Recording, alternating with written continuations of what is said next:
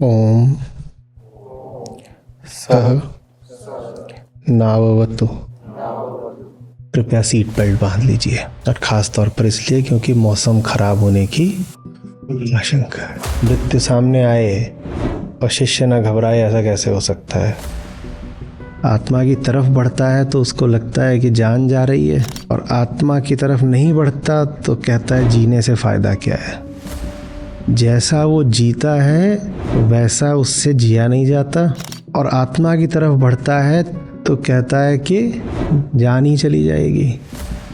तो उसकी बड़ी विचित्र स्थिति होती है। बैठना है सबसे आगे आकर, और फिर सहा भी नहीं जाता कि सबसे आगे वाली सीट पे बैठने के बाद जो गुजर रही है वो सहा भी नहीं जाता।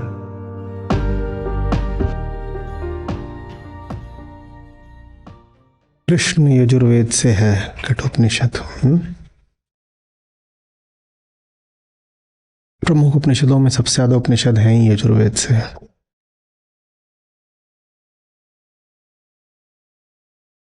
और जैसा भी हम कह रहे थे कि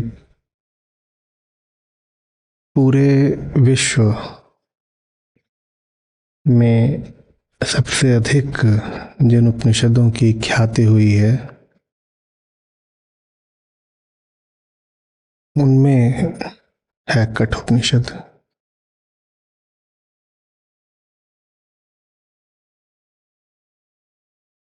नचिकेता की कहानी ने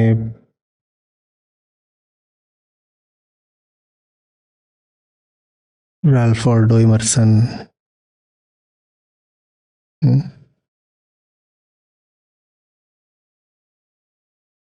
आर्थर शोपेनहावर, एडविन आर्नोल्ड, न जाने कितनों को प्रभावित किया है। उपनिषदों में से जो नाट्य रूपांतरण निकले हैं वो भी अधिकांशतः कठोपनिषद से ही निकले हैं।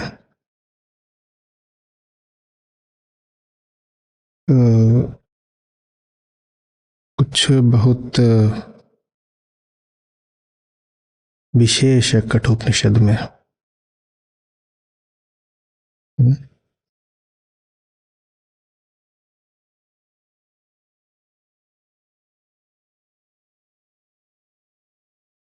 पश्चिम ने ऐसा ग्रंथ पहले नहीं देखा था जिसमें सीधे सीधे मृत्यु का ही सामना किया गया हो,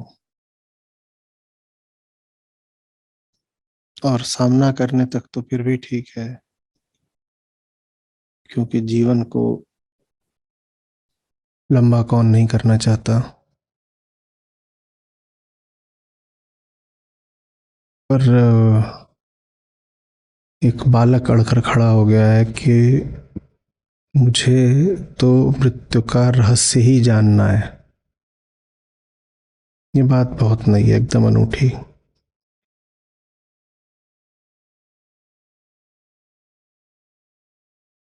पुरानी जितनी भी सभ्यताएं हुई हैं सब में ही मृत्यु एक देव रूप लेकर के मौजूद तो रही है, पर मृत्यु वहां हमेशा एक खतरे की तरह रही है, एक काली छाया की तरह जिससे बचना है, और जिसको अगर प्रसन्न भी करना है तो सिर्फ इसलिए कि उससे दूर रह पाओ। कठोपनिषद अनूठा है क्योंकि इसमें मृत्यु सिखाती है।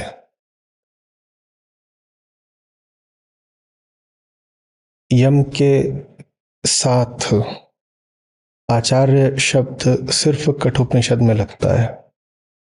यहाँ यमराज नहीं है, यहाँ यमाचार्य है। ये बात अपने आप में एकदम अद्भुत है, विलक्षण है।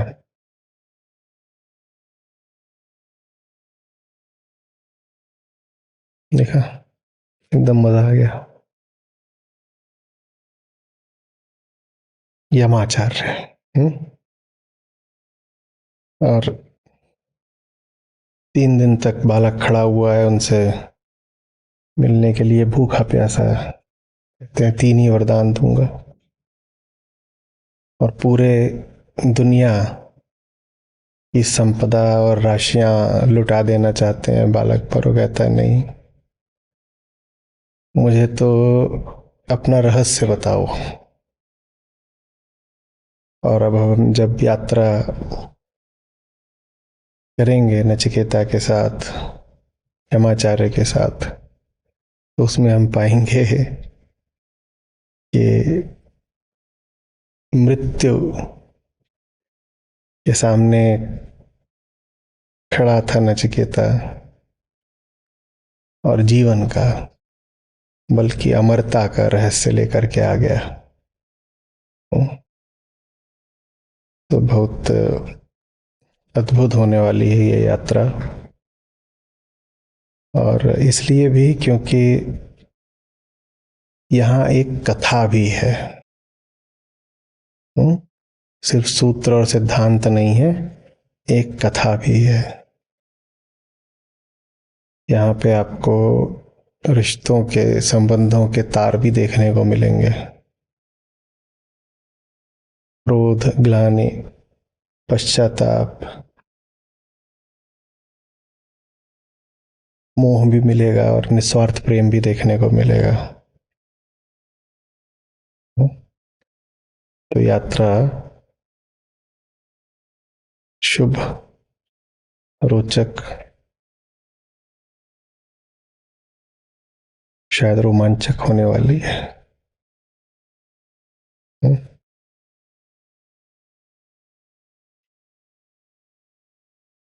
कठ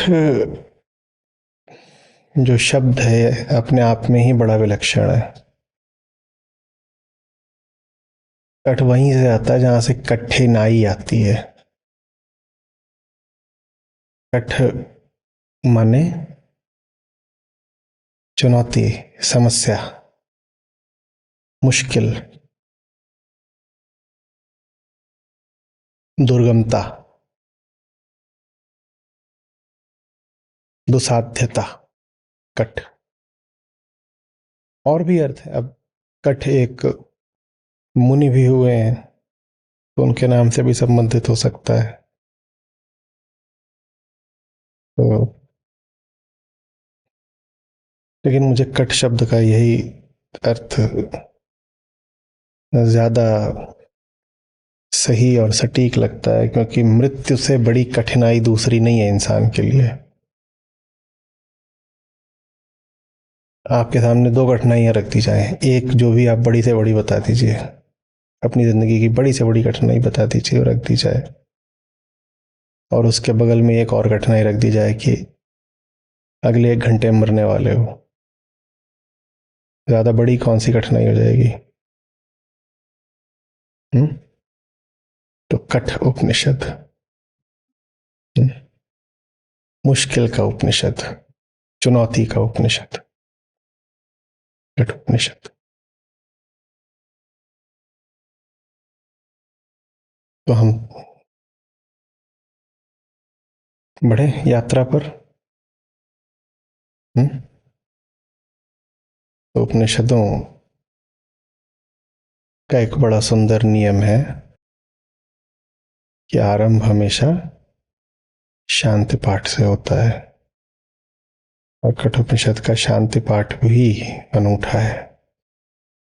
ठीक है, तो है आप सबके पास शांति पाठ? हाँ है।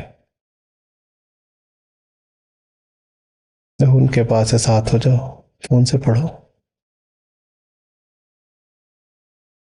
सब लोग खोल लीजिए, सब एक साथ पढ़ेंगे। फिर पहले 1 मिनट देख लीजिए, उच्चारण स्पष्ट कर लीजिए, फिर एक साथ सब पढ़ेंगे इसको।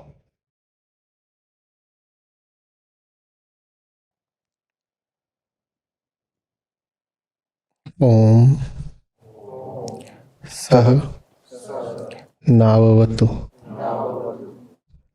सह नौ भुनक्तु सह वीर्यं करवावहै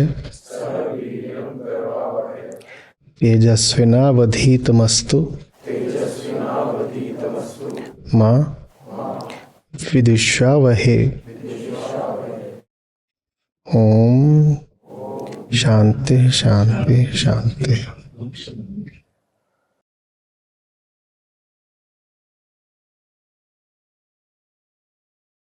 गुरु और शिष्य दोनों एक साथ प्रार्थना कर रहे हैं।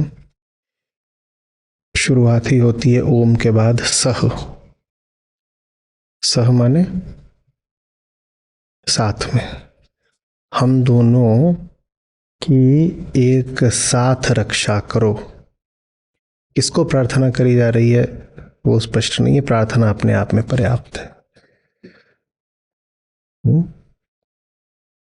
तो यहाँ पर पूज्य या प्रणम्य देव कौन है उसका कोई संकेत नहीं है, बस प्रार्थना है। और यही प्रार्थना के बारे में सबसे ऊंची सबसे अच्छी बात होती है।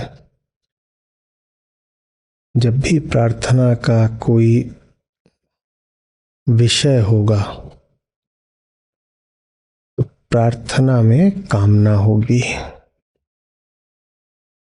जब भी प्रार्थना का कोई विषय होगा तो प्रार्थना में कामना होगी ही होगी।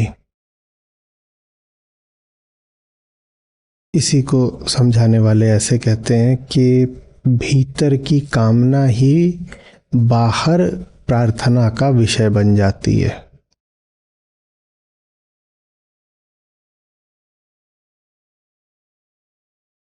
यहाँ किसी से प्रार्थना नहीं करी जा रही है, बस प्रार्थना है।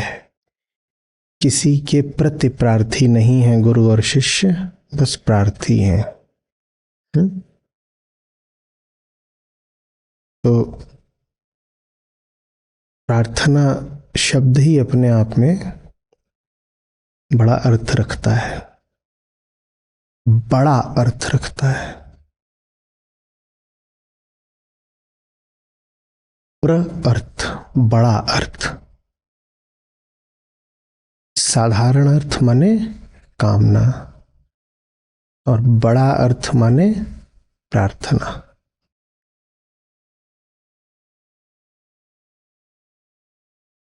साधारण अर्थ में जो अर्थी है, अच्छा शब्द है अर्थी। साधारण कामना में जो कामनाकार है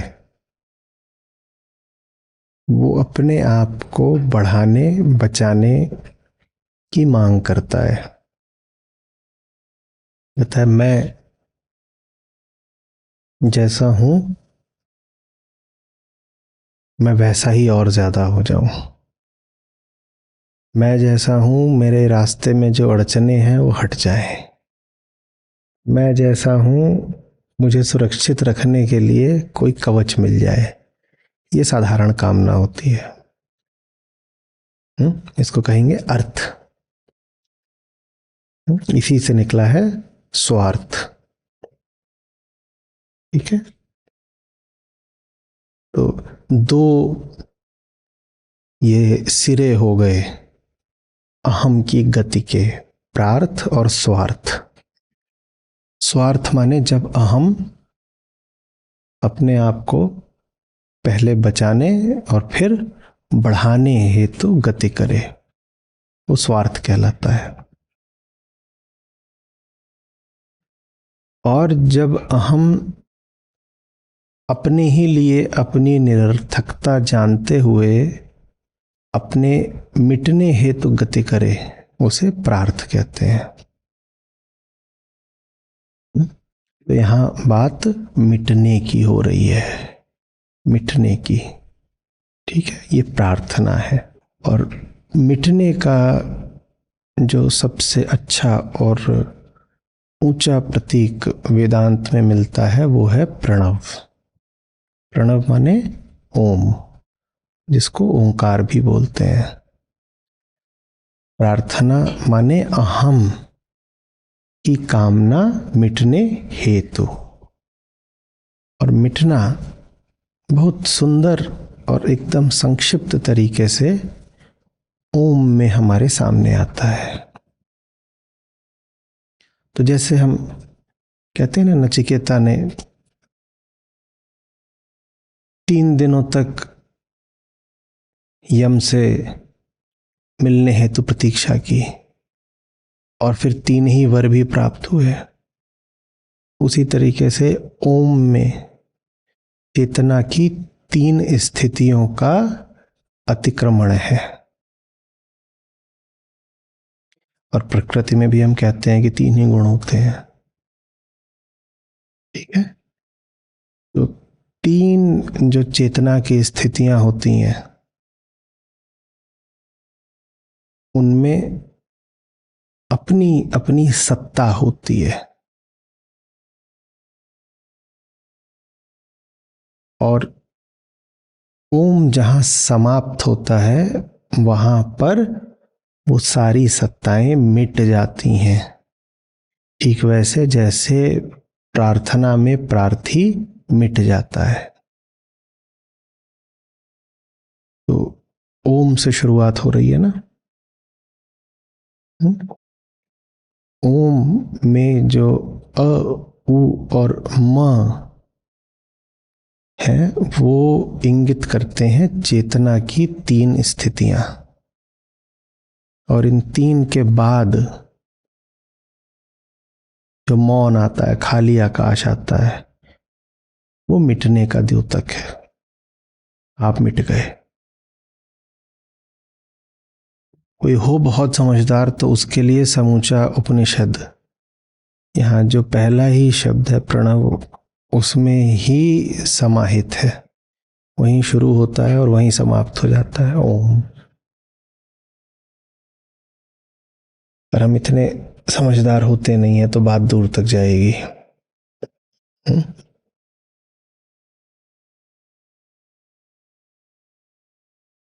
ओम, ओम समझ रहे हो? जागृत स्थिति, वो अपनी एक सत्ता रखती है। मैं हूं और जगत है, मैं हूं और जगत है। स्वप्न में भी आप होते हो और जगत होता है। अलग जगत होता है पर होता है। और सपने में आप जो होते हो वो जागृत स्थिति कि आपके अस्तित्व से कुछ अलग हो सकता है, लेकिन होते जरूर हो आप। अभी आप यहां बैठे हो, आप कुछ हो। सपने में हो सकता है कि आप हाथी हो, कुत्ता हो, बिल्ली हो, या कोई पुराना राजा हो, या आज का कोई खिलाड़ी हो। कुछ भी हो सकते हो, लेकिन होगे जरूर। या कुछ अगर चल रहा है सपने में जिसमें आप नहीं हो, तो आप जो कुछ चल रहा है आप उसके दृष्टा हो। और निर्लिप्त दृष्टा कभी होते नहीं, क्योंकि सपने में जो कुछ हो रहा होता है उसका आप पर भावनात्मक असर पड़ता है। तो आपकी कुछ सत्ता सपने में भी रहती है और सपने में भी कुछ दृश्य रहते हैं, माने एक जगत रहता है। और जो तीसरी स्थिति होती है चेतना की, सुषुप्ति, उसमें भी आप होते ही हो। हाँ, थोड़ा सोए हुए रहते हो, थोड़ा बीज जैसी हालत में रहते हो, पर होते तो जरूर हो। ना होते तो कितनी भी गाढ़ी नींद हो, उसमें आपका जब नाम पुकारा जाए तो कुछ देर बाद तो आप उठ ही जाते हो। यानी कोई तो होता है जो सुन रहा होता है, कोई तो होता है जिसे याद होता है कि आप हो कौन। तो चेतना की तीनों ही स्थितियों में आपकी सत्ता तो होती ही है। और प्रार्थना हमेशा यही होती है कि मेरी सत्ता मिटे। क्यों ये होती है प्रार्थना? विनम्रता दिखाने के लिए? नहीं, ये प्रार्थना सिर्फ तभी हो सकती है जब आपको दिखाई दे कि आपकी सत्ता आपके ही हित में नहीं है। नहीं तो कोई क्यों कहेगा कि कुछ भी मिटे। आपने शर्ट पहन रखी, इस पे कोई दाग लगा हो, आप कहते हो ना दाग मिटे। आपको उससे कुछ अड़चन पता चलती है तो आप कहते हो दाग मिटे। या कहीं पर कुछ रखा हो, आप उसको हटाना चाहो, ठीक है, मान लो ये हॉल है और अभी यहाँ सत्र होने जा रहा है और सत्र से पहले कुछ यहाँ रखा है, आप उसको हटाना चाहो, इससे पता क्या चलता है? उसको हटाने से जो होने जा रहा है वो बेहतर हो पाएगा, ठीक है ना। सत्र होने जा रहा हो तो आप ये तो नहीं कहते कि लाइटें हटा दो, कैमरा हटा दो, या जिस कुर्सी पर मैं बैठा हूं कुर्सी हटा दो, ऐसा तो नहीं कहते। पर हर सत्र से पहले यहाँ देखा जाता होगा और कुछ जो अनावश्यक होता होगा वो हटा दिया जाता होगा, अनावश्यक। तो अपने को हटाने की प्रार्थना भी तभी हो सकती है जब दिखाई दे कि अपना होना ही अनावश्यक है। जो अनावश्यक नहीं है उसको हटाने का तो कोई तुक नहीं बनता। और मुझ में कुछ अनावश्यक है, यहां से शुरू करना, और मैं ही अनावश्यक हूं यहां तक पहुंचना, इसको आत्मज्ञान कहते हैं। शुरुआत कभी इससे नहीं होगी कि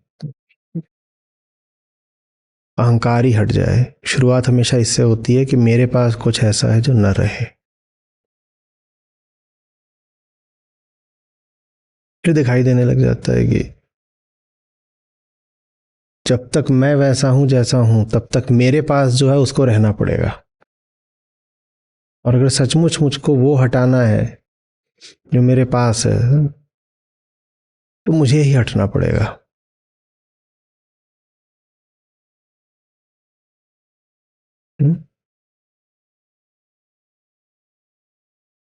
तो ओम,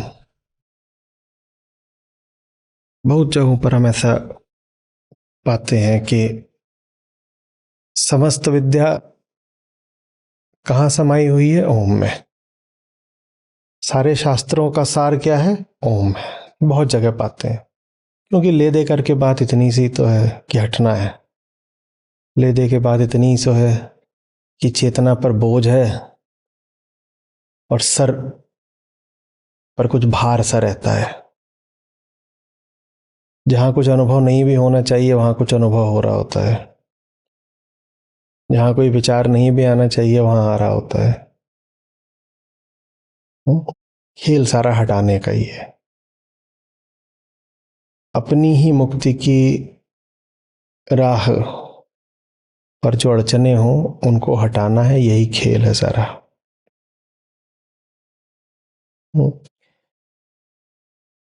तो अपने आप को हटाना है, और ये भी दिखाई दे रहा है कि बड़ी अतार्किक हो जाएगी बात अगर मैं कहूं कि मुझे ही स्वयं को हटाना है। क्योंकि अगर मैं खुद को हटा रहा हूं तो हटाने के लिए मैं मौजूद हूं ना, तो मैं हटा कहां? अगर मुझे ही खुद को हटाना है तो हटाने वाला कौन है? मैं ही हूं। हटाने के लिए ही सही मुझे मौजूद रहना पड़ेगा। तो ये तो फिर गणित ठीक नहीं बैठा। अहंकार को जमे रहने का अच्छा बहाना मिल गया। क्या है बहाना? मैं अभी अपनी सफाई कर रहा हूं, अभी अपने आप को हटाने की नई विधि खोज रहा हूं, कुछ और युक्ति कर रहा हूं जिससे मैं हट पाऊं। तो यहां पर फिर आती है प्रार्थना। अहंकार कहता है जितना मैं कर सकता था करा, समझ गया हूं कि मेरा होना गैर जरूरी है, मैं अपने ही माथे का बोझ हूं, अतिरिक्त हूं, अनावश्यक हूं बिल्कुल मैं। लेकिन इतना समझने के बाद मैं अपने आप को कितना भी हटा लूं थोड़ा सा बचा रह जाता हूं। वो जो थोड़ा सा बचा रह जाता हूं उसके हटने के लिए करी जाती है प्रार्थना। प्रार्थना।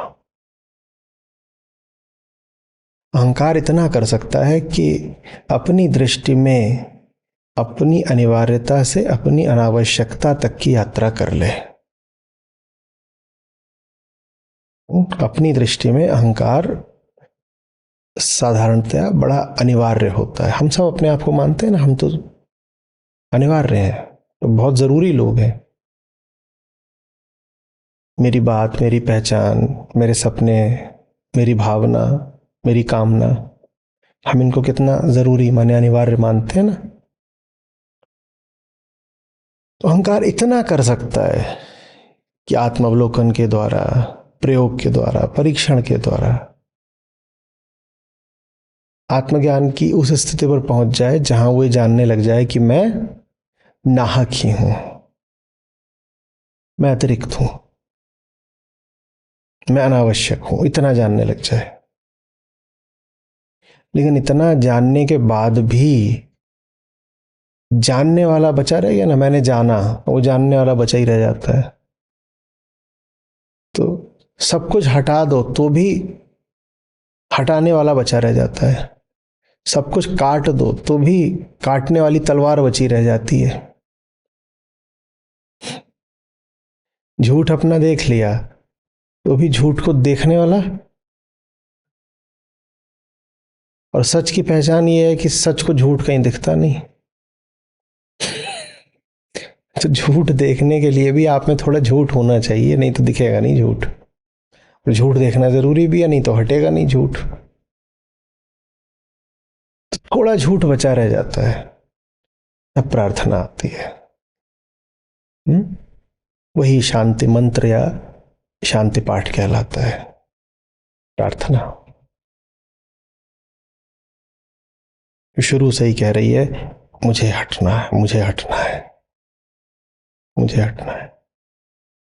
और अद्भुत है कठोपनिषद का शांति पाठ, क्योंकि हटने के विरुद्ध जो अहंकार गहरे से गहरे और सूक्ष्म से सूक्ष्म उपाय करता है, वो यहां पहले ही प्रत्याशित है। अहम जान चुका है मैं ऐसा हूं, मैं ऐसा करने जा रहा हूं, और प्रार्थना कर रहा है ऐसा हो नहीं। ये बात बड़ी विचित्र है। आप अगर जानते ही हो कि आप क्या करने जा रहे हो तो मत करो ना भाई। आप अगर जानते ही हो कि आप कौन सी चालें खेलोगे, आप कहां असत्य की ओर झुक जाओगे, आप किस प्रकार अपने अस्तित्व को बचाओगे, तो वो सब मत करो ना भाई। नहीं, अहंकार यहां कह रहा है मुझे पता तो ये सब कुछ, और जो कुछ पता है वो सब मैं स्पष्ट कर दूंगा, सारी बातें एकदम प्रस्तावित रख दूंगा सामने। लेकिन उसके बाद भी मुझे सहारा चाहिए। और सहारा अगर मैंने किसी विषय से मांग लिया तो मैंने फिर अपने मिटने के लिए सहारा नहीं मांगा, अपने बचने के लिए सहारा मांगा। क्यों? क्योंकि वो जो विषय है वो प्रक्षेपण किसका होगा? मेरा अपना। अपने ही द्वारा प्रक्षेपित किसी विषय से सहारा मांगना, किसी विषय से प्रार्थना करना, माने किससे प्रार्थना करना? खुद से। तो आप खुद को ही पूज रहे हो, खुद से ही प्रार्थना कर रहे हो। और प्रार्थना क्या कर रहे हो? मैं ना रहूं। अच्छा ठीक है, अच्छी बात। जिससे आपने प्रार्थना की वो आ गया आपको बचाने के लिए, या आपकी प्रार्थना पूरी करने के लिए। आपने प्रार्थना क्या करी थी? मैं ना रहूं। तो जिससे भी आपने प्रार्थना करी, जो भी, वो आ गया और उसने आपकी प्रार्थना पूरी कर दी। आप नहीं रहे, पर अभी एक तो रह गया। कौन? जिसने आपकी प्रार्थना पूरी कर दी। और वो कौन है? वो आप हो। तो आप गए कहां? आप गए कहां? तो जो सकाम पूजा होती है वो तो करी जा सकती है किसी मनोकृत विषय से, पर जहां पूजा ही यही हो, जहां मांगा ही यही जा रहा हो, कि मैं निरहंकार हो जाऊं, अस्तित्व ही न रहे, वहां पर किसी विषय से पूजा नहीं करी जा सकती, प्रार्थना नहीं हो सकती। तो छोटा कुछ आपको चाहिए हो तो किसी विषय से मांग लेना, वो विषय कोई भी हो सकता है, किसी व्यक्ति से मांग लेना, किसी आराध्य देव से मांग लेना।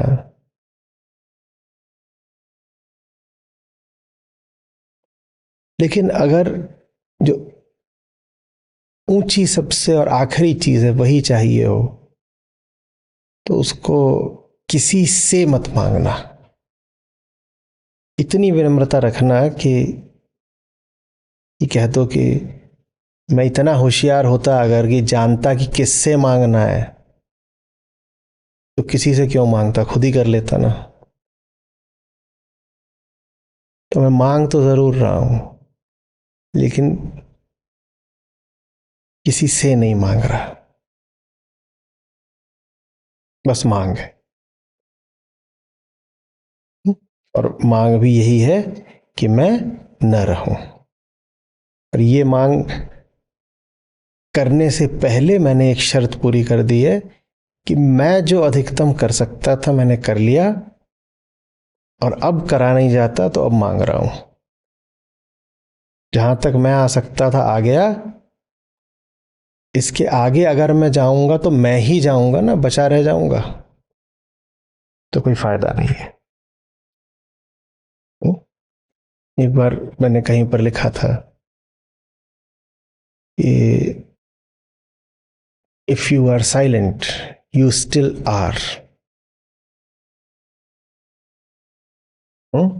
If you are silent you still are. और खेल सारा किस बात का है कि जो मेरा होना है वो न रहे।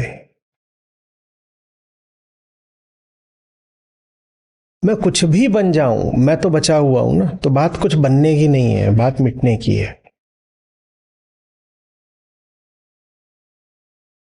समझ रहे हैं? दो चीजों पे हमने चर्चा करी, एक प्रार्थना क्या है, दूसरा ओंकार।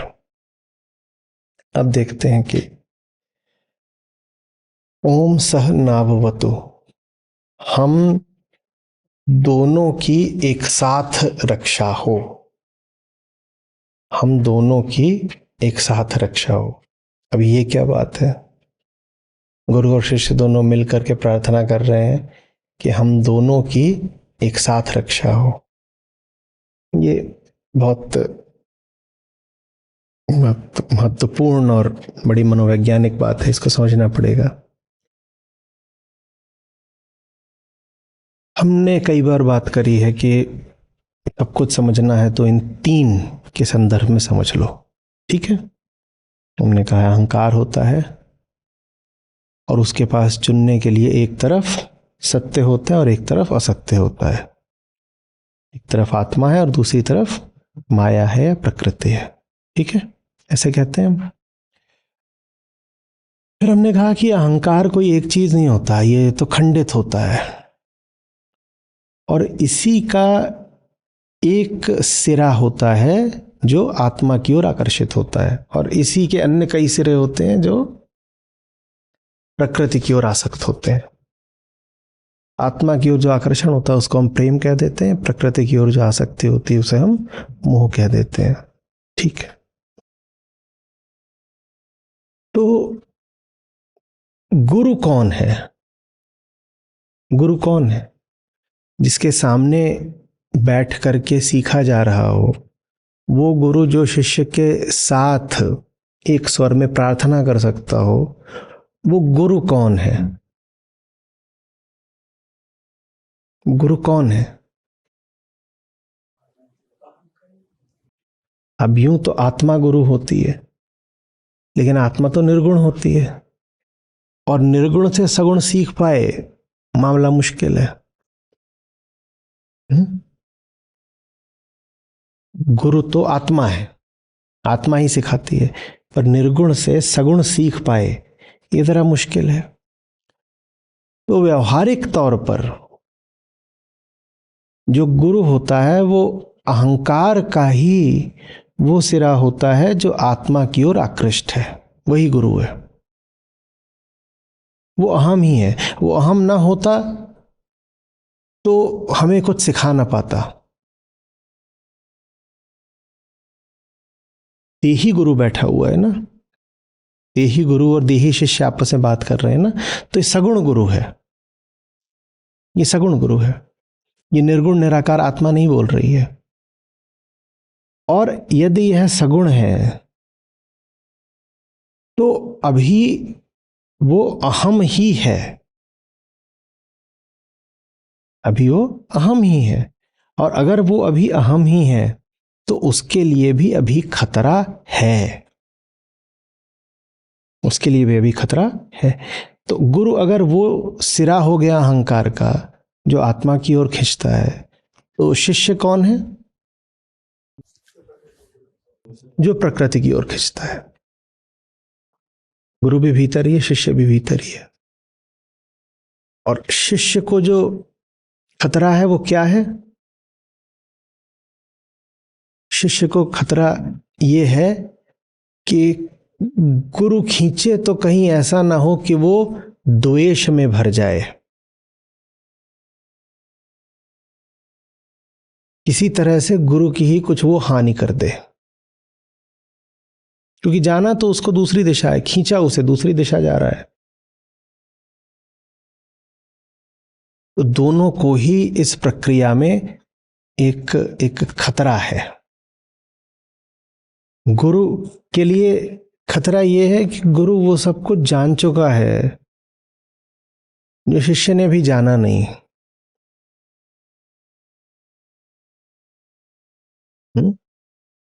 तो गुरु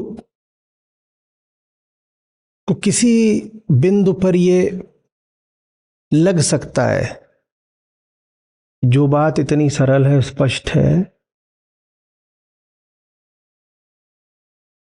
उसको बताने में मैं क्यों समय लगाऊं। और शिष्य इतनी अड़चन खड़ी करता है, इसको क्यों और कितना समझाऊं।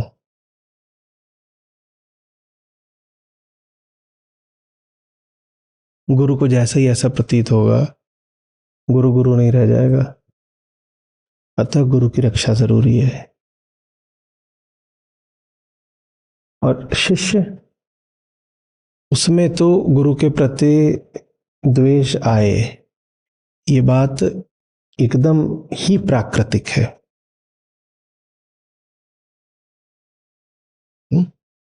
और जब शिष्य में गुरु के प्रति द्वेष आएगा तो शिष्य और ज्यादा गहरे गड्ढे में गिर जाएगा। तो इसलिए शिष्य की रक्षा आवश्यक है, उसमें द्वेष ना आ जाए, वो अपनी चाल न चलने लग जाए, अपने तर्क न गढ़ने लग जाए। तो दोनों फिर मिलकर कहते हैं ओम सहनाववतु, हम दोनों की रक्षा हो। हम दोनों ही, ये जो सीखने सिखाने की प्रक्रिया है इसमें हम दोनों ही खतरे में हैं। दोनों के लिए खतरे थोड़ा अलग अलग तरीके के हैं, लेकिन खतरे दोनों के लिए। हम दोनों की रक्षा हो।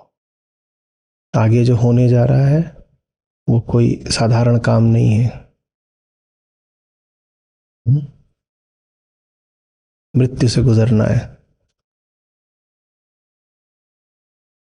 मृत्यु से ज्यादा भयंकर अहंकार के लिए कुछ होता नहीं। अहंकार किसी भी तरह की प्रतिक्रिया कर सकता है। मृत्यु से गुजरना माने क्या? ज्ञान की जो प्रक्रिया है वही है मृत्यु से गुजरना। ज्ञान का क्या अर्थ होता है? इस झूठी मान्यता से मुक्त हो जाना कि तुम अभी जीवित हो। इस झूठी मान्यता को हटाना कि प्रकृति द्वारा संचालित जो तुम्हारी गतिविधियां हो रही हैं उनको ही जीवन कहते हैं। यही ज्ञान है। तुम जैसे हवा चलती है, पानी बहता है, उसी तरीके से पाँव से गति करते हो, उसी तरीके से हाथों से गति करते हो, और उसी तरीके से मानसिक गतिविधि करते हो। उसी तरीके से भीतर हृदय और फेफड़े गति करते हैं, और विचार और भावनाएं गति करते हैं, और इन्हीं गतियों को हम मान लेते हैं कि हम जीवित हैं। तो ज्ञान आपको दर्शा देता है कि जीवित हो नहीं, ये सब तो प्राकृतिक काम में चलते रहते हैं, इनसे जीवित कैसे मान लें आपको। तो ज्ञान का अर्थ ही होता है फिर जीवन के मिथ्यात्व को देखना, माने ज्ञान ही मृत्यु है। ज्ञान आपको दिखा देता है कि जिंदा तो हो ही नहीं, तो ज्ञान मार देता है, ज्ञान मार देता है। जहां कहीं भी ज्ञान की प्रक्रिया चलेगी वहां समझ लो कि आप मृत्यु के सम्मुख आओगे ही आओगे, और अहम के लिए मृत्यु से भयानक कुछ और होता नहीं, माने ज्ञान बड़ा भयानक होता है। अहंकार के लिए ज्ञान बहुत भयानक होता है। अब समझ में आ रहा है ज्यादातर लोग ज्ञान शब्द से इतना घबराते क्यों हैं?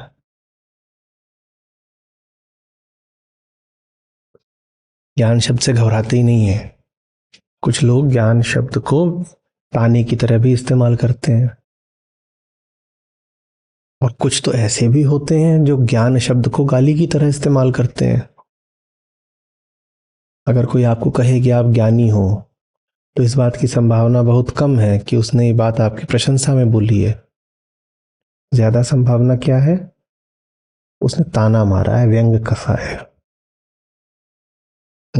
हम ज्ञान से घबराता है क्योंकि ज्ञान मृत्यु जैसा होता है। तो चूंकि उपनिषद में ज्ञान पूरा खुलेगा और मृत्यु के माध्यम से ही खुलेगा, इसीलिए गुरु शिष्य आपस में बैठ करके पहले ही जैसे समझिए कि कृपया सीट बेल्ट बांध लीजिए।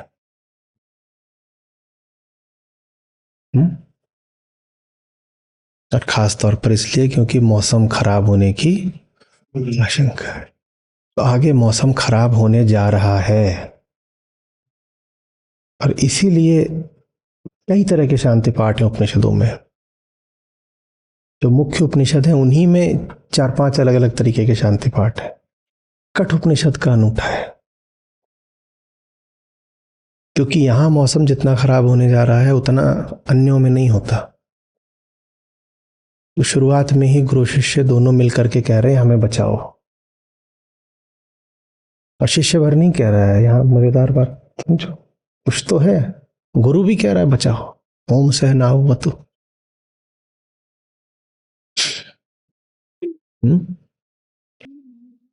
नौ भुनक्तु,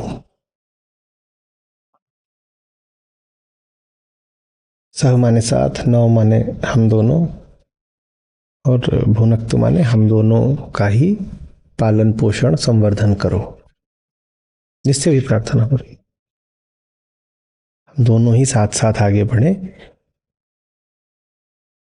भाव ये है कि साथ न छूटे, और साथ दोनों ओर से छूट सकता है।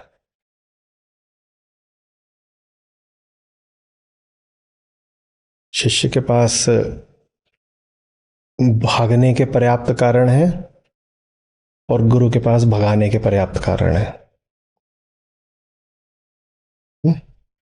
मृत्यु सामने आए और शिष्य न घबराए, ऐसा कैसे हो सकता है? और गुरु अगर किसी भी क्षमता का है तो वो शिष्य पर तो मौत बन के ही गिरेगा, और शिष्य किसी भी तरीके से अपनी जिंदगी बचाने के लिए कुछ ना कुछ इधर उधर भागेगा, ढूंढेगा अपने लिए कहीं से कुछ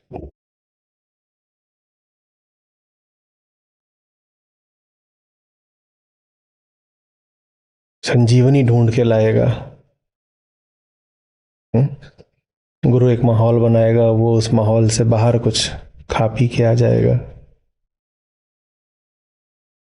ये किसी तरह से छटपटाहट में अपने प्राण बचाने के प्रयास है।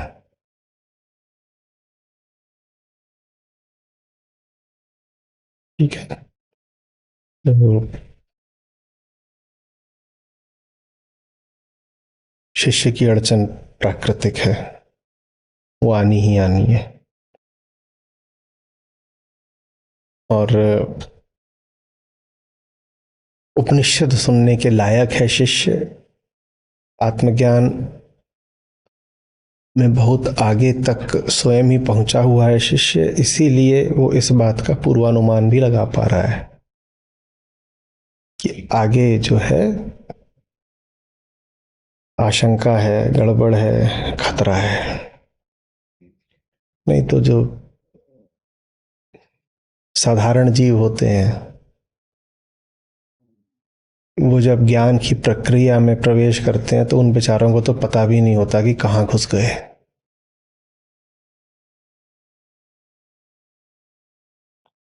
उनको तो पता भी नहीं होता।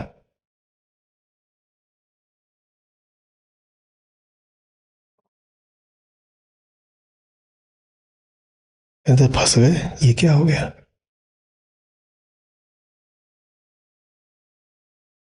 पुरानी एक कहावत है इस्लाम की तरफ से।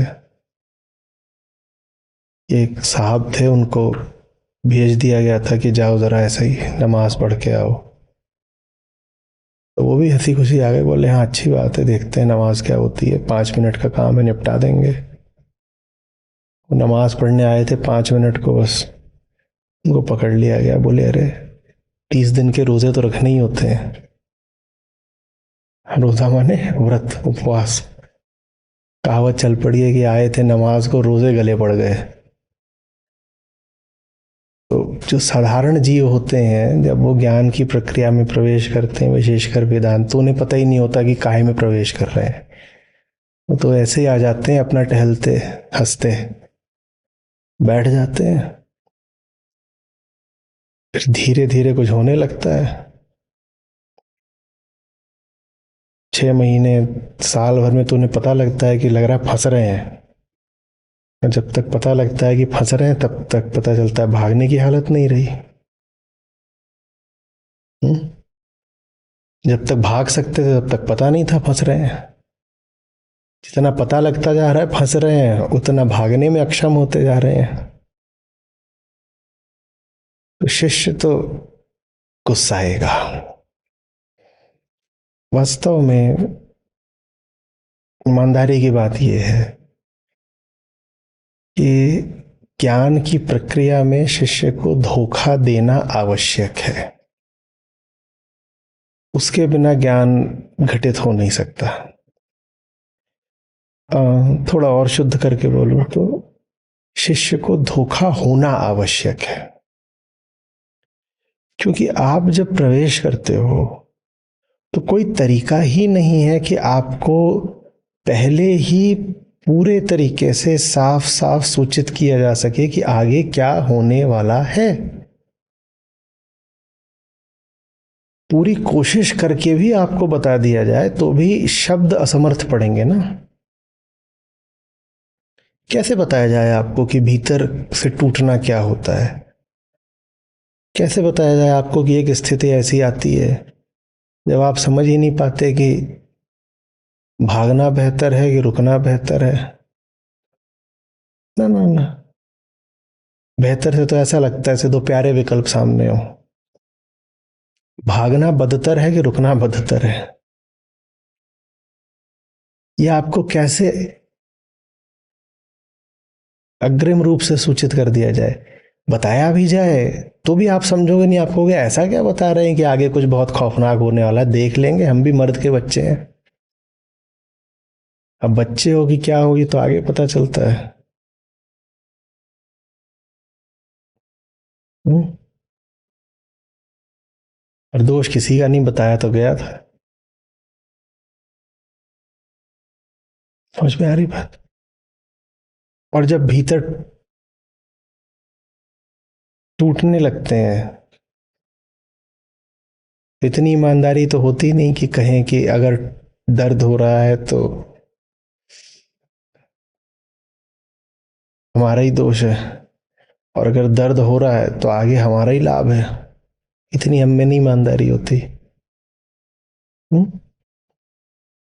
जब दर्द होता है तो किसी न किसी पर तो भड़ास निकालनी है, किसी न किसी को तो दोषी बनाना है। दोषी कौन बनेगा?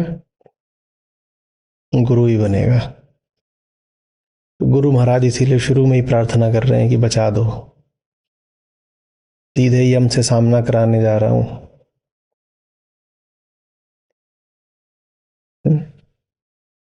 आखिरी ज्ञान है ये बिल्कुल। शिष्य इसमें फनफनाए नहीं, ऐसा तो होने ही नहीं वाला। तो पहले ही गुरु ही प्रार्थना करे ले रहा है कि बचाना। अरे बात समझ में। अपनी स्थिति का आप लोग थोड़ा ख्याल कर लो। देखो यहाँ पर जो जो जो शिष्य है वो उच्चतम कोटि का है, और तब भी यह पूर्व विदित है, मैंने पहले से पता है कि क्रोध उठेगा, द्वेष उठेगा। कह रहे ना यहाँ पे, माँ विद्विषवा वह विद्वेष न हो। विद्वेष उठेगा, माँ माने न, न हो, विद्वेष ना हो। वो विद्वेष तो आना ही आना है, बल्कि ज्यादा खतरनाक स्थिति तब है जब विद्वेष ना आए। विद्वेष नहीं आ, विद्वेष माने, द्वेष माने क्या होता है? किसी के प्रति शत्रुता का भाव। राग का विपरीत द्वेष। राग माने आकर्षण, द्वेष माने समझ लो विकर्षण। बल्कि अगर विद्वेष न उठे तो ज्यादा खतरे की बात है। इसका मतलब कुछ हो नहीं रहा है। तो शिष्य होने का मतलब होता है उस विद्वेष के साथ भी किसी तरह से आगे बढ़ना, विद्वेष का समीचीन प्रबंधन। Animosity management. विद्वेष तो उठ रहा है, उसको आप खत्म नहीं कर सकते, उसको बस आप मैनेज कर सकते हो।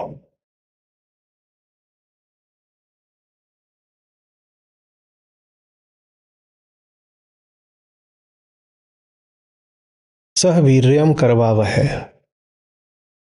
गुरु की आप यहां विनम्रता देखिए। विनम्रता क्या है? जो बात है सच्ची वो गुरु यहां पर कहे दे रहा है। सत्यनिष्ठा है। मैं भी सीखूं, ये भी सीखे, हम दोनों सीखें,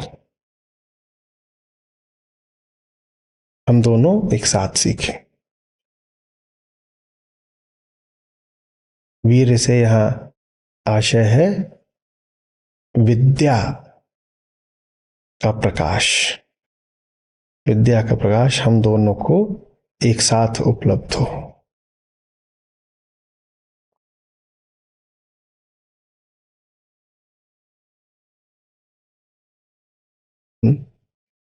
गुरु को स्वयं जो जानने को मिलता है वो वैसा ही होता है जैसे निष्काम कर्म का पारितोषिक। जैसे सरप्राइज गिफ्ट, पर मिलता जरूर है। मैंने कहा था ना एक बार, the future is a surprise gift for those who live, who work fully in the present. उसी तरीके से गुरु का प्रयास तो ये रहता है कि वो शिष्य को सिखाए। अपने लिए तो क्या ही मांग रहा है, लेकिन इस प्रक्रिया में गुरु को मिलता ये है कि वो स्वयं सीख जाता है। वो स्वयं सीख जाता है। दूसरों को प्रकाश देने की आतुरता में गुरु स्वयं प्रकाशित हो जाता है। इसको एक उदाहरण से समझ सकते हो।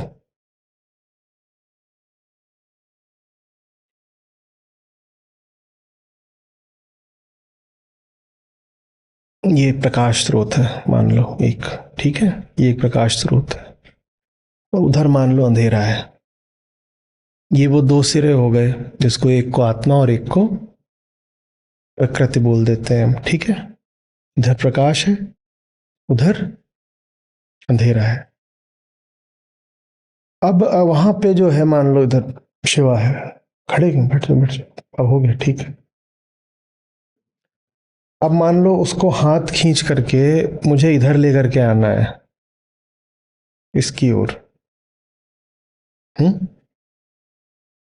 एक हाथ तो इनको दे रखा और आगे बढ़ रहा हूं, तो शिवा को अंधेरे से प्रकाश की ओर लाने में शिवा से ज्यादा प्रकाश किसको मिल जाना है? प्रकाश के हमेशा ज्यादा पास कौन रहेगा? क्योंकि इधर को जाना है ना, और ऐसे खींच रहा हूं, तो उसको इधर को लाना है तो मुझे भी और इधर को बढ़ना पड़ेगा ना। समझ में आ रही है बात?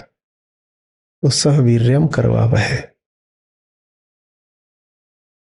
हम दोनों में एक साथ विद्या संबंधी उत्थान हो।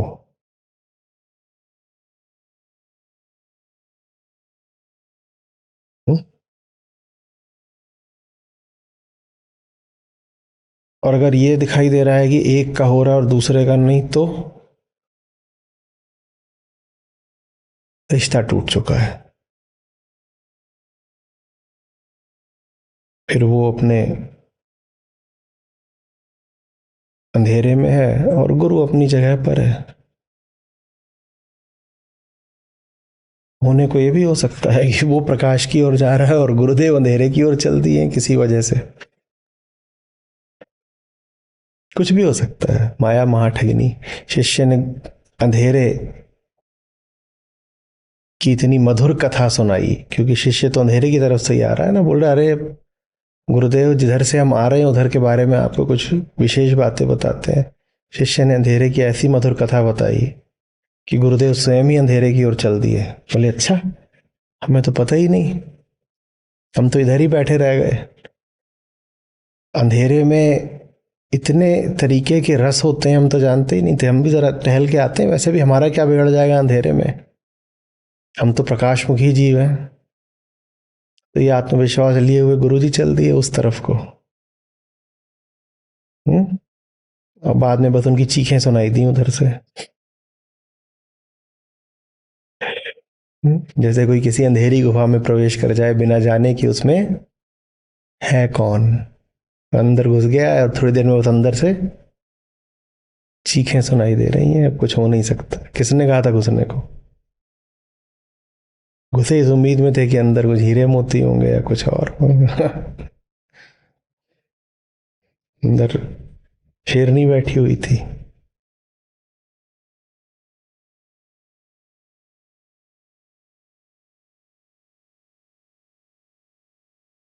तेजस्विनावधीमस्तु मां विदुष्वावहै, हम दोनों में एक साथ तेजस्विता का संचार हो और हम दोनों कभी भी एक दूसरे के प्रति द्वेष भाव न रखें। अहम और आत्मा का यही संबंध है और हमें ये याद रखना है। हम आत्मा के बिना जी नहीं सकता और आत्मा से अधिक वो किसी से द्वेष नहीं रखता।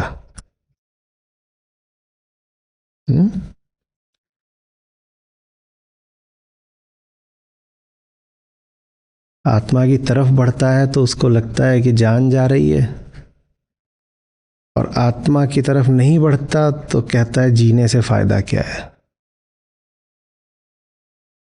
जैसा वो जीता है वैसा उससे जिया नहीं जाता, और आत्मा की तरफ बढ़ता है तो कहता है कि जान ही चली जाएगी। तो उसकी बड़ी विचित्र स्थिति होती है।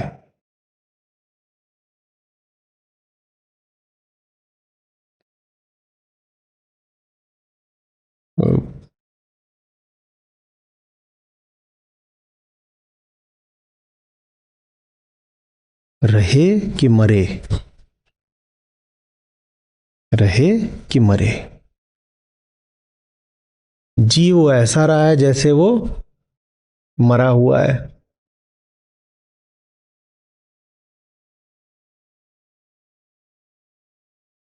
और जीवन की ओर बढ़ता है तो मौत निश्चित है। तो वो बेचारे की बड़ी उलझन रहती है, क्या करे क्या करे। आत्मा को छोड़ सकता होता तो उसने छोड़ ही दिया होता, पर छोड़ भी नहीं पाता है। आत्मा को छोड़ने का मतलब होगा अपने आप को जड़ घोषित कर देना। आत्मा से कुछ रिश्ता है तभी तो अपने आप को आत्म बोल पाता है ना, अहम, मैं। अगर आत्मा को एकदम ही छोड़ दिया तो जड़ हो जाएगा, तो छोड़ भी नहीं सकता। अस्तित्वगत मजबूरी है, मैं बोलना है तो कम से कम अभिनय तो ये करना ही पड़ेगा कि आत्मा से है रिश्ता कुछ।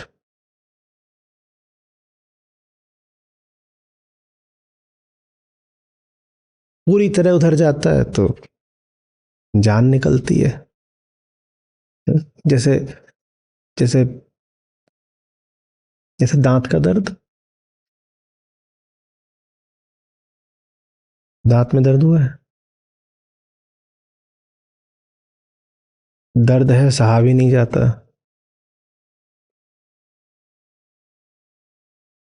और डेंटिस्ट है यमाचार्य, न दर्द के साथ रहा जाता है न यमाचार्य को सहा जाता है।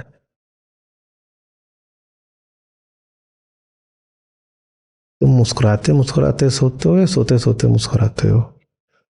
जैसे भी हो बड़े क्यूट हो।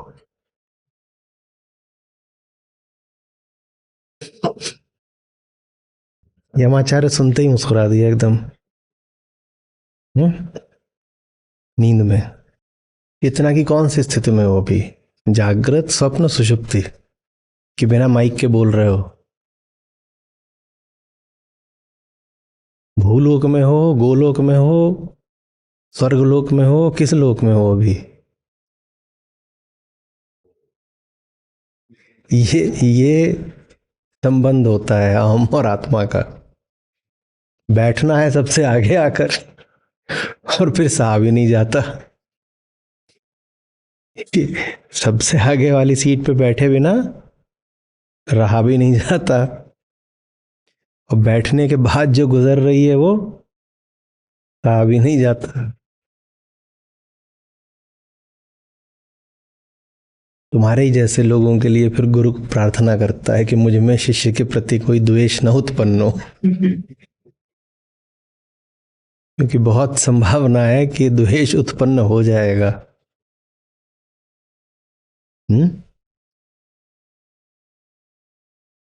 बैठो बैठो बैठो बैठो। ठीक, अब जग गया। यमाचार्य पीछे से आ रहे थे।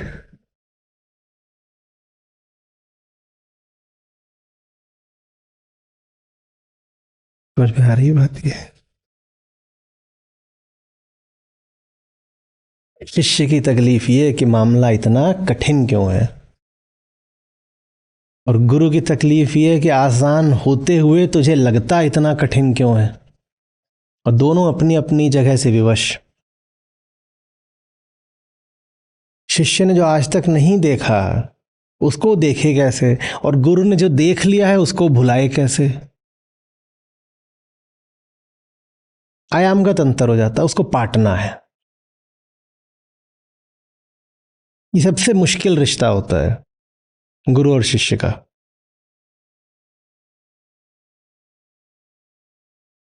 हम शिक्षक और छात्र की बात नहीं कर रहे, हम प्रशिक्षक और प्रशिक्षु की बात नहीं कर रहे हैं, हम गुरु और शिष्य की बात कर रहे हैं।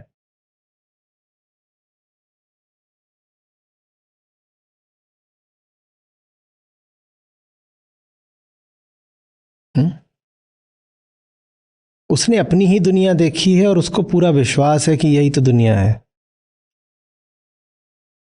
और गुरु ने देख लिया है कि जिसको तुम दुनिया कहते हो वो धोखा है, जीवन कहीं और है। अब ये दो अलग अलग जगह है ना, वो कह रहे जीवन कहीं और है, ये कह रहा है जीवन यही है, यही तो दुनिया है। इन दोनों में आपस में संबंध बनाना एक बड़ा मुश्किल काम होता है, और संबंध बनता है, सफलतापूर्वक बनता है, बड़े सुंदर उसके परिणाम होते हैं। कठोपनिषद उन परिणामों में से एक है। और इस यात्रा पे आप साथ रहेंगे तो संभव है कि उस परिणाम में आपकी भी कुछ हिस्सेदारी, साझेदारी हो पाए। ओम शांति शांति शांति।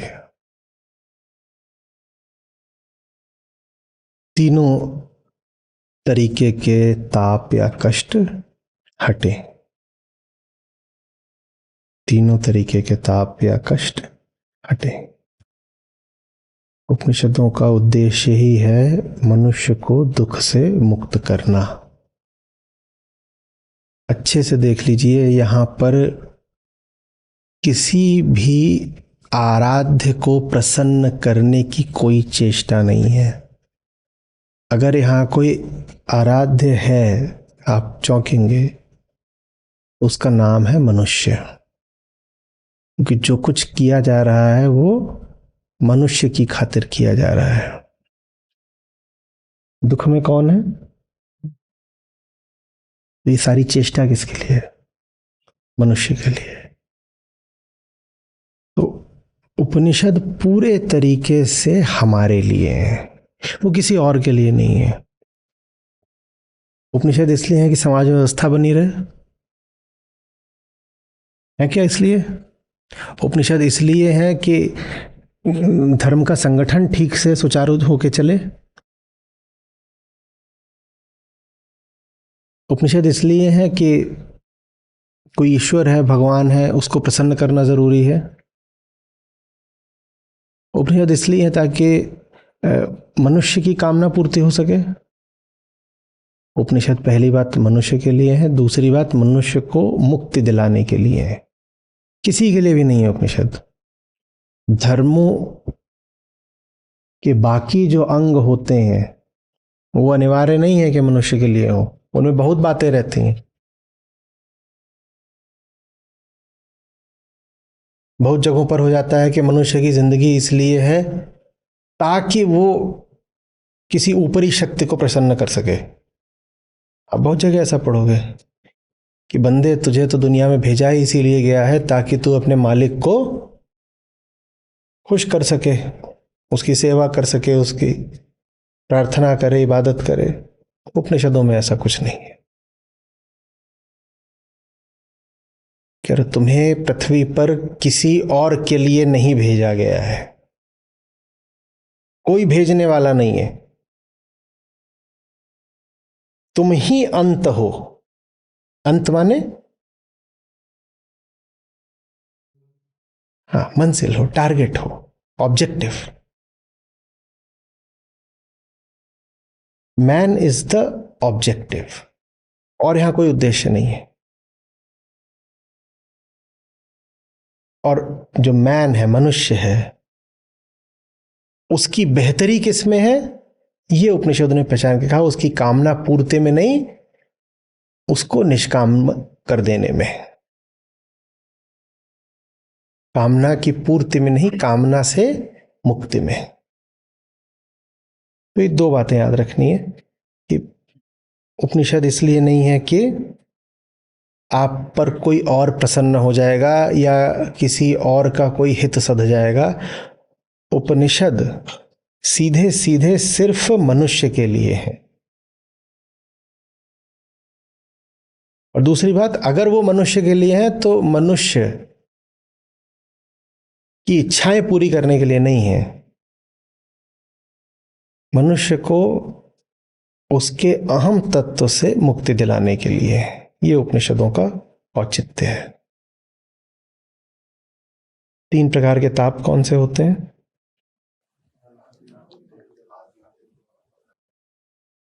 आधे भौतिक ताप कौन से होते हैं?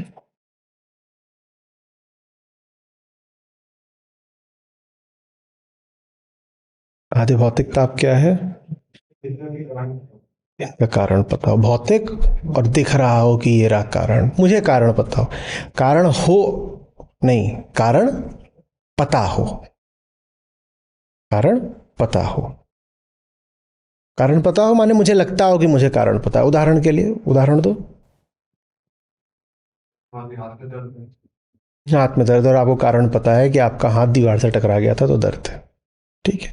अब उसके पीछे कारणों में जाओगे तो और बहुत सारे न जाने क्या कारण निकल सकते हैं, लेकिन आपके संतोष के लिए आपको इतना पता है कि आपके हाथ में दर्द है क्योंकि हाथ दीवार से टकरा गया था, इतना आपके लिए पर्याप्त है कि हाँ हाथ में दर्द है, टकरा गया। ये आधे भौतिक ताप है। या आप परेशान हो क्योंकि आपका पैसा चोरी हो गया, कोई पूछे कि क्या परेशानी है, बोलो पैसा चोरी हो गया, ठीक है। और पैसा चोरी हो गया उसका भी कारण बता दो, कह रहे हैं यहाँ पे कुछ कानून व्यवस्था ठीक नहीं है, ये सब। या ये कि मैंने जरा सी लापरवाही कर दी थी तो कोई आके उठा ले गया। ये आधे भौतिक ताप है। आधे दैविक ताप क्या होते हैं? कारण पता ना हो पर पता किया जा सकता है। भौतिक ही कोई घटना घटी है जो आपको अनुकूल नहीं लग रही है अपने, तो आप दुखी हो रहे हैं, लेकिन यहाँ आपको कारण पता करने की कोई सामर्थ्य नहीं है। जब सामर्थ्य नहीं है तो आपने क्या कह दिया कि ये तो शायद देवताओं की मर्जी है, एक्ट ऑफ गॉड है, मैं नहीं जानता क्यों हुआ है। जब मनुष्य नहीं जानता तो उस चीज में वो फिर अपनी धार्मिक कल्पनाएं ले आ देता है अपने अज्ञान को छुपाने के लिए। उदाहरण के लिए आपको नहीं पता कि सूर्य ग्रहण क्यों होता है, तो आप सीधे सीधे ये नहीं बोलोगे कि सूर्य ग्रहण मुझे पता ही नहीं क्यों होता है। आप क्या बोल दोगे? और भारत में ही नहीं, दुनिया की सब सभ्यताओं में ग्रहण को लेकर के कहानियां बनाई गई। ये होता है, वो होता है, फलाना देवता है, वो बीच में हाथ लगा देता है, या कि फलाना कोई कुपित हो गया तो उसने ऐसा कर दिया, ये कर दिया। ये बहुत रोचक बात है कि कहीं भी ये नहीं कहा गया कि हमें पता ही नहीं। कहीं भी नहीं कहा गया हमें नहीं पता। पृथ्वी सूर्य के इर्द गिर्द घूमती है या सूरज पृथ्वी की, कभी किसी ने नहीं कहा कि हमें नहीं पता, सबने कहा हम बताते हैं ना। और कैसे घूमती है वो भी बता दिया, बोले सूरज आता है घूमने के लिए, सूरज छोटी चीज है, पृथ्वी बड़ी है, और सूरज के पास एक रथ है, उसमें 7 घोड़े जुते हुए हैं, सब पूरा बता दिया, एक एक बात बता दी। कोई नहीं निकला जो बोल दे कि हमको पता नहीं है।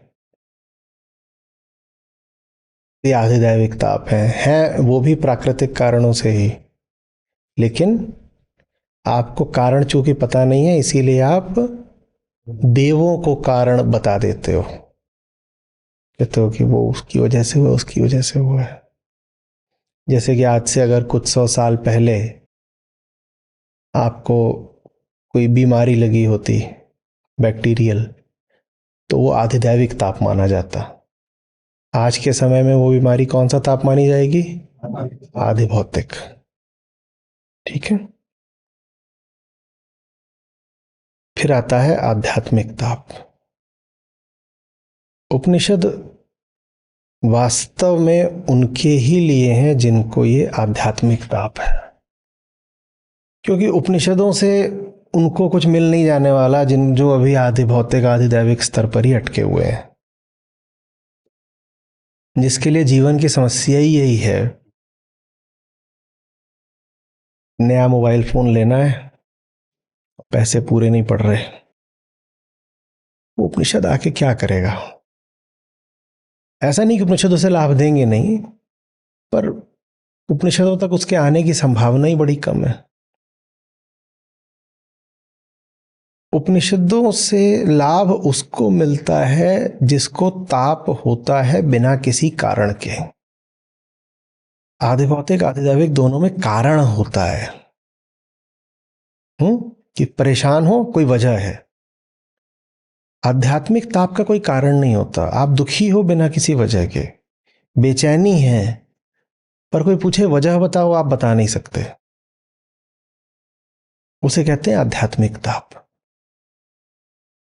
जितना आप अपने आप को जानते हो आत्म, उतने में ताप के कारण का कुछ पता नहीं लग रहा। तो ताप निश्चित रूप से आप जितना जानते हो स्वयं को, उससे आगे कहीं पर बैठा हुआ है, तो आध्यात्मिक है।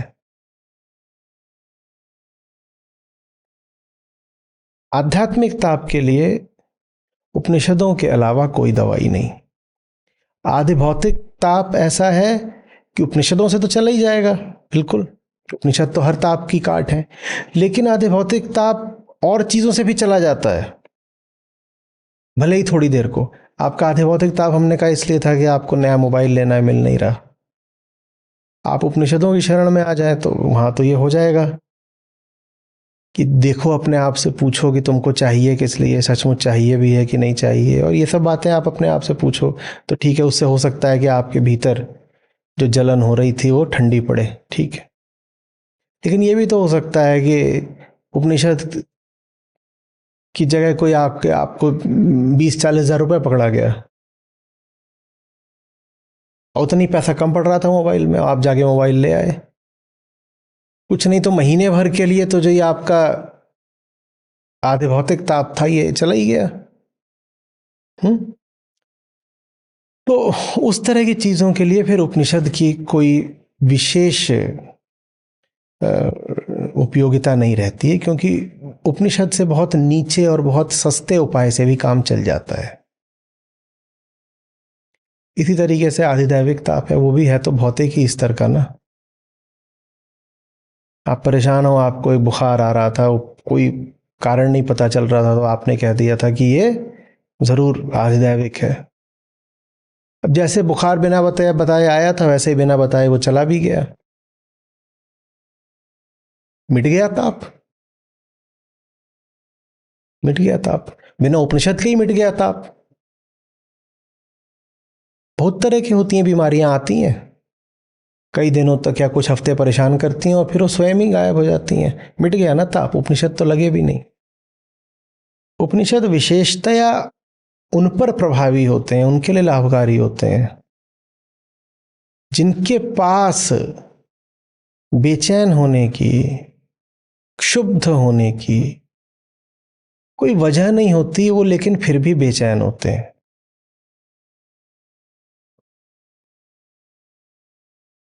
समझ में आ रही? बाकी दोनों प्रकार के ताप अन्य माध्यमों से, अन्य उपायों से भी मिटाए जा सकते हैं। आध्यात्मिक ताप ऐसा है जो उपनिषद के अलावा किसी तरीके से नहीं मिटता है।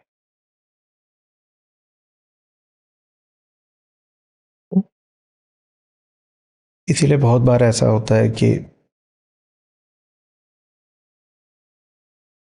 उपनिषद काम ही उनके आते हैं जिन्हें सबसे पहले ये देख लिया होता है कि उनकी समस्या या बीमारी या उलझन भौतिक है ही नहीं।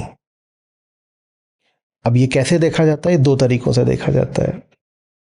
या तो आपके पास भौतिक माल मसाला इतना ज्यादा हो कि आपको कोई संदेह ही ना रह गया हो कि अगर माल मसाले से मिटना होता उलझन को तो मिटी होती ना, माल मसाले की कमी कहाँ है मेरे पास। जैसा कि बुद्ध महावीर के साथ हुआ कि जितनी भी भौतिक संपदाएं हो सकती थीं,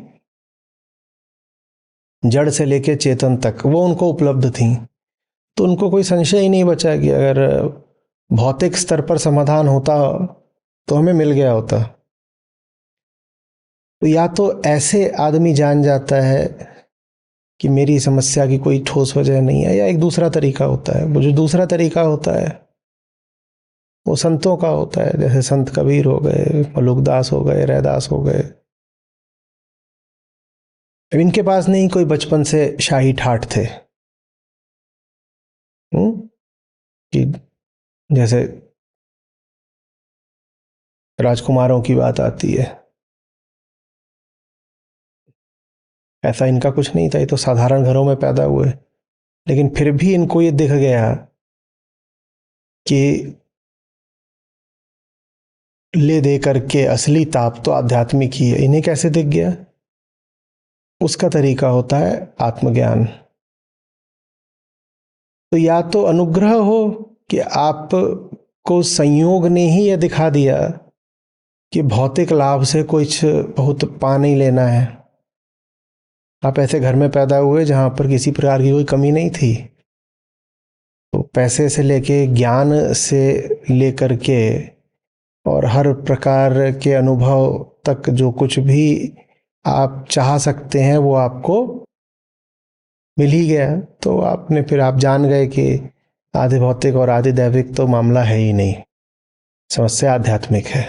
या तो ऐसे होता है, या फिर ऐसा कि आपने जीवन का इतना सुंदर, इतना गहरा, इतना सूक्ष्म विश्लेषण किया कि उससे आपको पता चल गया कि आदमी की जो मूल समस्या है वो तन की नहीं होती है, वो मन के सुख की भी नहीं होती है, वो कोई और होती है समस्या।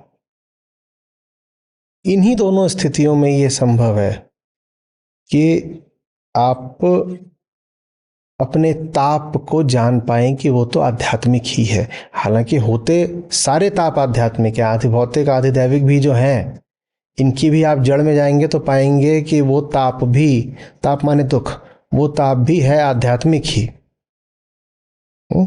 लेकिन साफ साफ ये देख पाना कि दुनिया की कोई भी चीज मुझे मिल जाए, मेरी परेशानी तब भी जैसी है ऐसी की ऐसी ही रहेगी, ये बिरलों के लिए ही संभव होता है। ज्यादातर लोग इसी आशा में जिए रहते हैं कि कोई नई चीज मिलेगी तो ये मिल जाएगा, वो मिल जाएगा, ऐसा फायदा हो जाएगा, चैन आ जाएगा, सुख हो जाएगा। तो इनमें रहते हैं जो लोग, इन आशाओं में रहते हैं, उनकी आशाएं कई बार भौतिक मार्गों से भी पूरी हो जाती हैं, भले ही कुछ दिन को। क्योंकि उनकी आशाएं भौतिक मार्ग से भी पूरी हो जाती हैं, तो उन्हें उपनिषदों का कोई विशेष महत्व प्रतीत नहीं होता। वो कहते हैं कि दूसरे तरीकों से भी तो काम चल ही रहा है ना, ज्ञान वगैरह क्या करना है, वैसे भी ज्ञान में ऊब लगती है, और अगर समझ में आने लग जाता है तो डर लगता है। ज्ञान दोनों तरीके से कुछ रुचता नहीं, जब तक समझ में नहीं आ रहा तब तक उबाता है, और जब समझ में आने लगता है तो डराता है। तो गुरु शिष्य दोनों मिलकर के कह रहे हैं ओम शांति शांति शांति। और अब यहां से आगे यात्रा शुरू होगी उपनिषद की। नमस्ते सर। बोलिए। आपने आज बताया है कि ये जो ओम होता है ओम, और इसके साथ जागृत, स्वप्न और सुषुप्ति, इन दोनों का जो सिमिलरिटी है, दोनों सेम चीज है, ये आपने आपकी लिखी हुई किताब सर्वसार उपनिषद में भी आपने बताया था, और बाकी बहुत से वीडियोस में मैंने सुना है कि आप इन दोनों के साथ ब्रह्मा विष्णु महेश, इसका भी आपने जिक्र किया कि दोनों सेम है, तीनों सेम है बेसिकली। लेकिन मेरा ये कॉन्सेप्ट क्लियर नहीं है कि ब्रह्मा विष्णु महेश जो है उसका कॉन्सेप्ट मेरे लिए सिर्फ तस्वीर है, मुझे उसका नहीं पता कि इन दोनों के साथ वो प्रकृति है, तीनों तीनों प्रकृति की गति, ये तीन चरणों को, तीन स्टेजेस को निरूपित करते हैं। कभी भी गति होती है, मूवमेंट होता है, तो उसमें तीन चीजें हमेशा होती हैं ना। आप कहीं गाड़ी से चलते हो तो तीन चीजें होती हैं उसमें हमेशा, बताओ क्या? आप हो घर में और गाड़ी खड़ी है बाहर, आप जाओगे तो क्या करोगे सबसे पहले? गाड़ी के अंदर जाऊंगा, फिर स्टार्ट करूंगा। तो स्टार्ट करना, ये पहली चीज होती है, गाड़ी को स्टार्ट करना। फिर क्या करोगे? फिर मुझे कहाँ जाना है उसका पता है तो उस दिशा में जाऊंगा। तो गाड़ी का चलना। चलना, जी ठीक है, ठीक है। और तीसरी चीज क्या होती है? जी, फिर जो गंतव्य स्थल है वहां पे पहुंचने के बाद उतर जाना, बंद कर देना, उतर जाना। तो ये जो तीन चरण होते हैं, इन्हीं के लिए ब्रह्मा विष्णु और महेश होते हैं। एक का काम है बनाना, एक का काम है चलाना, एक का काम है मिटाना। ओके। लेकिन कुल मिला के ये तीनों क्या बन गए? तीनों को जोड़ दो तो क्या है ये? चेतना की तीन स्थितियां, तीन तीनों को संयुक्त नाम दे सकते हो प्रकृति। प्रकृति। तो ये तीनों प्रकृति के ही अंतर्गत आते हैं। जी। ब्रह्म और ब्रह्मा में अंतर है। तो ब्रह्मा कहाँ है? प्रकृति के पार है। अभी बात हुई ना, ब्रह्मा कहाँ है? ब्रह्मा, ओके, हाँ, प्रकृति के अंदर है। और ब्रह्म कहाँ है? वो प्रकृति के बाहर है। हाँ, बहुत अंतर आ जाता है। जी जी। दो तरह के धर्म होते हैं फिर, एक ब्रह्म वाला और एक, ब्रह्मा वाला। और हम अच्छे तरीके से जानते हैं कि अगर ये अहम है तो एक तरफ जो है दूसरा उससे बिल्कुल विपरीत है। एक तरफ सत्य और एक तरफ असत्य है। जी बिल्कुल। हम्म? जी। इसीलिए शिव और शंकर में भी अंतर देखना आवश्यक है। हम्म। हम्म? इसीलिए शिव सूत्र होते हैं। और आदि शंकर ने बोला शिवोहम। जी। नाम उनका क्या था? शंकर। पर बोल क्या रहे हैं? मतलब समझ रहे हो ना? हाँ, शिव क्या है? सत्य मात्र, आत्मा मात्र। जबकि शंकर क्या है? वो प्रकृति को, हाँ, वो प्रकृति को अंततः एक विश्राम प्रलय की स्थिति में ले आ देने वाले हैं।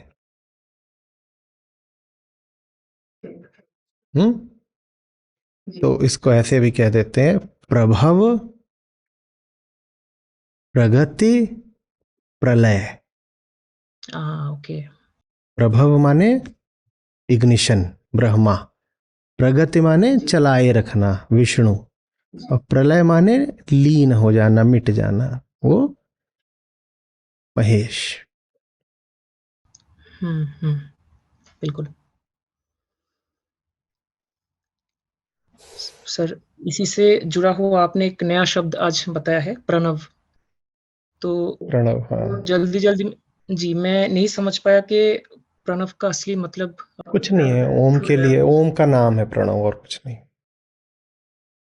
प्रणव माने ओम। ओके। मेरा एक प्रश्न है शांति पाठ से। अब ये जो शांति पाठ है ये श्वेता श्वेतर उपनिषद में भी है, यही वाला शांति पाठ। तो इस शांति पाठ में मैं देख रहा हूं कि जो आरंभ है वो आत्मा या ब्रह्म या ओम के उल्लेख से या ओम के आत्मा के स्मरण से होता है, उपनिषद का शुरुआत। तो ये मुझे कोई सांयोगिक घटना नहीं लगती, क्योंकि मैंने जितना आपसे वेदांत समझा है वो ये है कि कर्ता, कर्म और कर्मफल, कर्ता में ही कर्म के परिणाम यानी कर्मफल का बीज होता है, कर्ता ही कर्मफल होता है। तो यहां पर ऋषि ने उपनिषद जो कि एक कर्म है उसका शुरुआत यानी कर्ता शुरुआत ही आत्मा से करी है, आत्मा के उल्लेख से। तो एक सूक्ष्म तरीके से उपनिषद अपने शुरुआत में ही निष्पत्ति पर पहुंच गया जब उसका आधार ही आत्मा पर रखा गया। तो इस पर थोड़ा एक zen उक्ति है, if you want to reach start from the destination.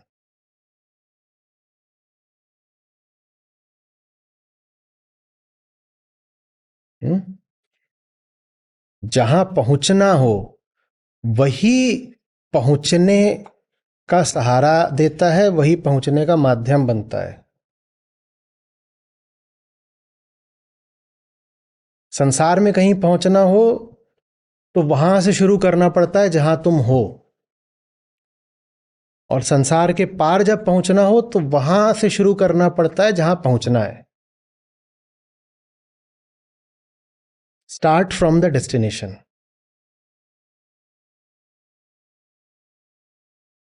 ओम जब बोलोगे तो ओम ही बाकी आगे की सारी यात्रा पूरी कराएगा, अपने दम पे नहीं होनी है। याद रखो, ये प्रार्थना है। प्रार्थना का मतलब ही होता है बेटा तुमसे ना हो पाएगा, तो पहले ही कहा जाता है ओम। ओम माने आगे की बात। ओम माने आगे की बात। जो आखिरी है उसको सबसे पहले याद कर लिया। अंतिम वो होगा जिसका स्मरण प्रथम होगा। तो भारत में रहा है कि जिसको बहुत आदृत करना होता है उसको हम ऐसे कहते हैं, प्रातः स्मरणीय परम पूज्य मेरे कुछ भी भ्राताश्री या कुछ भी। प्रातः स्मरणीय नहीं है माने उठते ही पहला स्मरण आपका होना होता है। तो पहला स्मरण उसका ही करा जाता है जिस तक पहुंचना है। जब अगर उसका स्मरण कर लोगे तो वही फिर पहुंचा देगा, हम खुद तो कर नहीं पाएंगे ना। तो ओम इसलिए सबसे पहले रखा जाता है।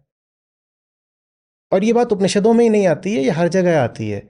अभी भी आप जाओगे तो गांव कस्बे में बच्चे होते हैं, वो अपना जब उत्तर पुस्तिका लिखते हैं परीक्षा में तो उसमें सबसे ऊपर ओम लिख देते हैं। उन्हें कुछ नहीं पता, वो तो पढ़ के नहीं आए हैं तो ओम लिख रहे हैं कि 4 नंबर ज़्यादा आ जाएंगे। लेकिन उसके पीछे जो बात है वो यही है। आपके घर में गाड़ी आती है उसमें ओम लिख देते हैं। वो कहते हैं कि मंजिल ओम है ना, पहले मंजिल पे गाड़ी पहुंच जाए फिर चलना शुरू करे, पहले मंजिल आनी चाहिए। अब ऐसा कुछ नहीं है। वहां पे वो जो पंडित जी उस पर लिख रहे हैं ओम सिंदूर से, वो ये सब नहीं जानते ना, जो गाड़ी चला रहे हैं वो जानते हैं। अब तो बस वो एक प्रथा बन गई है। लेकिन उसके पीछे जो भाव है वो यही है कि मंजिल पहले आती है, द डेस्टिनेशन कम्स फर्स्ट। उसको साथ रख लोगे तो फिर वो यात्रा भी करा देगी।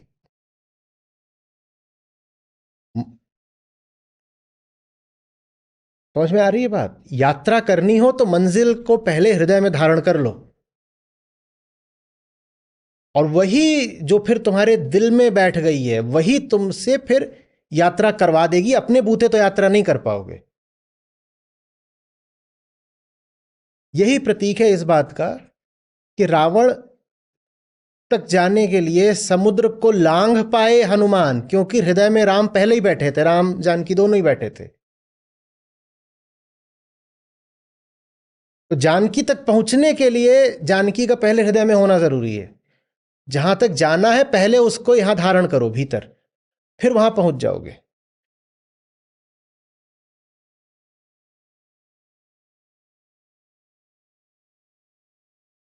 और जहां जाने की कोशिश कर रहे हो, अगर वो चीज पहले ही तुम्हारे भीतर नहीं बैठी हुई है तो ये भी पक्का समझ लेना कि वहां कहीं पहुंचने वाले नहीं।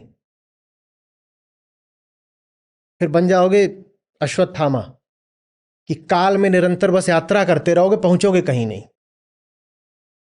और ये होता है सबसे बड़ा दुख, नरक, कि यात्री ही रह गए, चलते ही जा रहे, चलते ही जा रहे। काहे के लिए चल रहे? चलना भला है यदि चलना कहीं पर अंत को पाए, पर अगर चलना लगातार हो ही रहा है तो वो तो फिर क्या कहलाता है? वो चलना नहीं कहलाता, वो चक्कर कहलाता है।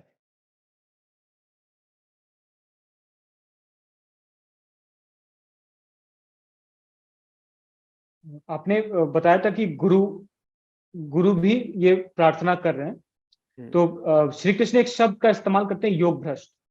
अब आपने बताया कि गुरु भी हो सकता है कि अंधकार की दिशा में चल निकले, तो गुरु योग भ्रष्ट होने का खतरा उठा रहे हैं, मतलब तो ये करुणा का उदाहरण है। इससे बड़ा और क्या उदाहरण हो सकता है? कि गुरु कह रहा है कि इसको बताने बढ़ाने के चक्कर में ये भी हो सकता है कि मैं गुरु ही ना रह जाऊं। ये भी हो सकता है, बिल्कुल हो सकता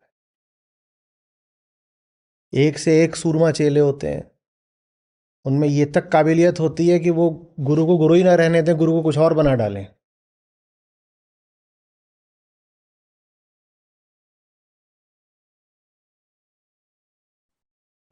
बस ये एक आखिरी बात, ये प्रश्न नहीं है, बस एक आपने बताया कि अहम आत्मा के बिना नहीं रह सकता और आत्मा के साथ भी नहीं रह सकता, क्योंकि तो उससे मुझे गीत याद आया कि पुराना गीत है, मिलो ना तुम तो मन भरता, मिलो तो आंख चुराए।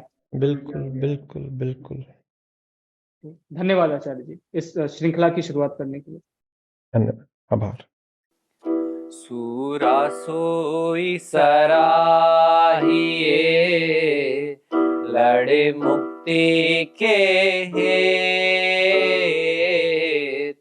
सूरा सोई सराहिए, लड़े मुक्ति के हेत। पुरजा पुरजा कट पड़े, तो भी न छाड़े खेत रे साधो, तो भी न छाड़े खेत। सूरा नाम रखाए के, अब क्यों डरना वीर। सूरा नाम रखाए के, अब क्यों डरना वीर। अड़े रहना मैदान में, सम्मुख सहना तीर रे साधो, सम्मुख सहना तीर।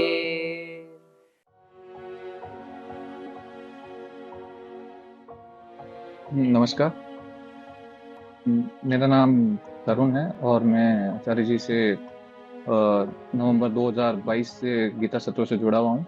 और ऐसा सुनते हुए मुझे 3 साल के लगभग समय हो चुका है आचार्य जी से। और आचार्य जी से जुड़ने के बाद में जीवन में मेरे बहुत सारे परिवर्तन आए, और उसमें एक परिवर्तन जो मैं ये बताना चाहूँगा कि जीवन का देखने का नज़रिया बदल गया है।